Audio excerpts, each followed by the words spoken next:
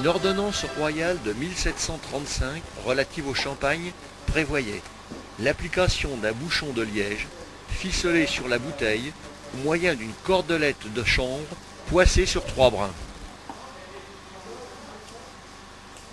Actuellement, certaines bouteilles sont encore préparées suivant cette méthode.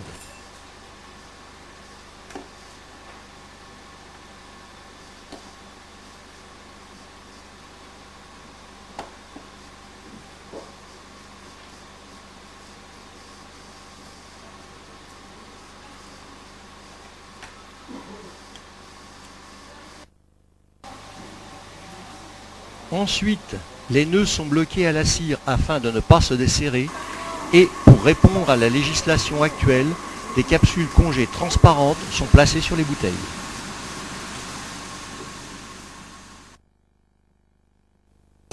Lors de la mise en bouteille et avant l'invention du bidule et de la capsule couronne, l'on utilisait le système de bouchon liège et agrafe métallique.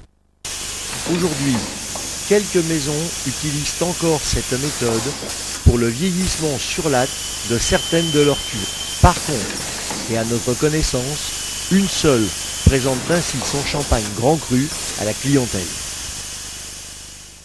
Afin de réduire les pertes plus de 10% dues aux rats qui rongeaient les ficelles, permettant ainsi à la pression d'expulser les bouchons, certains vignerons doublaient la ficelle avec un fil de fer torsadé. Mais, sous l'effet de la pression, le liège se découpe, perd de son herméticité. Le vin s'oxyde et en jargon champenois, la bouteille devient recouleuse. En novembre 1844, Adolphe Jackson, viticulteur et inventeur, crée une pièce de métal qui recouvre le bouchon et résiste à l'entaille du fil de fer. La capsule est née. Il suffira d'améliorer le système de ficelage en tressant une résille métallique emprisonnant la capsule et le bouchon. La champenoise est, depuis, bien muselée.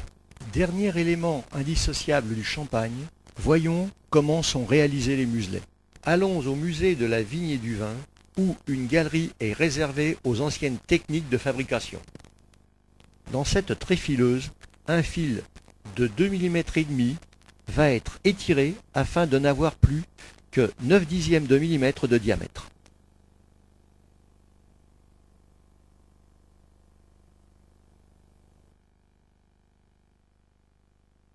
Les fils passent ensuite dans cette torsadeuse afin d'obtenir une croix à 3 ou 4 branches.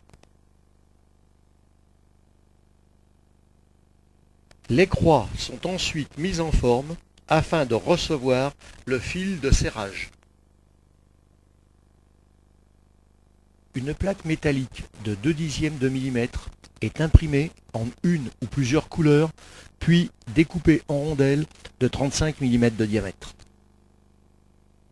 La rondelle est ensuite emboutie. Elle devient capsule et est assemblée avec son muselet.